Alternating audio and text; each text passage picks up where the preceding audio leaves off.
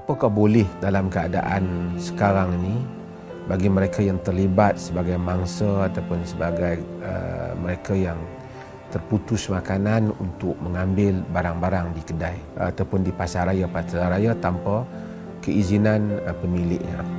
Saya suka ingin menyebut hal ini supaya kita faham apa keadaan. Mengambil makanan ataupun memakan perkara yang bukan hak kita ataupun tidak diizinkan, asalnya tidak dibolehkan. Kita tak boleh makan khinzir dalam keadaan kita tidak darurat, dan kita tidak boleh mengambil hak orang lain tanpa dalam keadaan darurat yang mengancam nyawa kita. Cumanya ada perbezaan, makan khinzir ataupun makan benda yang haram itu antara kita dengan Allah. Mengambil hak orang lain membabitkan hak manusia dan juga hukum Allah. Jadi ada dua. Jadi kalau kita nak ambil barang di kedai itu, dia dari segi pemberatnya ia lebih berat kerana ia membabitkan hal orang lain ataupun hak orang lain, kerana bukan masalah kita saja, masalah orang yang memiliki kedai berkenaan. Jadi untuk menyimpulkan hal ini, maka saya sebut seperti berikut.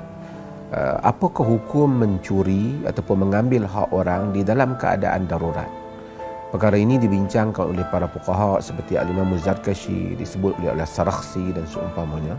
Mereka menyatakan seseorang boleh mengambil hak orang lain, dalam bahasa kasarnya dia boleh mencuri, jika dia sampai kepada keadaan darurat di mana jika dia tidak mengambilnya, ia akan membawa kepada kematian dirinya, musnah dirinya, ataupun hampir daripada musnah dirinya.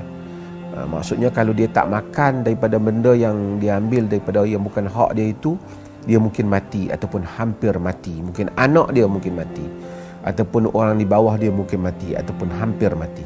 Bukan sekadar dengan keadaan lapar yang biasa, tapi lapar yang membawa kepada keadaan yang demikian.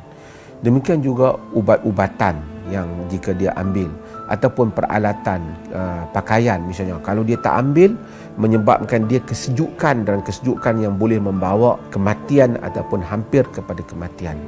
Ini yang disebut oleh para ulama di dalam keadaan yang seperti ini, di mana serasi dengan apa yang disebut oleh Al-Quran pada banyak tempat dengan makna yang hampir sama. Antaranya yang disebut oleh Allah Subhanahu wa taala dalam surah Al-Maidah, "Famanidurra fi makhmasatin ghaira mutajanifin li ithmin fa innallaha ghafurur rahim." Jadi famanidurra fi makhmasatin, sesiapa yang di dalam keadaan darurat, dalam kelaparan, ghaira mutajanifin li ithmin, bukan kerana dia nak membuat dosa, fa innallaha ghafurur rahim, sesungguhnya Allah itu Maha Pengasih lagi Maha Penyayang. Dalam ayat lain dalam surah Al-Baqarah, Allah Subhanahu wa taala menyebut famanidurra ghaira baghin wala adin fala isma alai, sesiapa yang terpaksa tanpa dia melampaui batas, memang cara nak buat, sengaja nak buat yang haram tanpa melampaui kadar yang Allah tetapkan, maka dia tidak ada dosa baginya. Maka apabila kita tahu hal ini, maka kita kena mengikut hukum darurat, yakni kita kena pastikan kalau kita terpaksa ambil.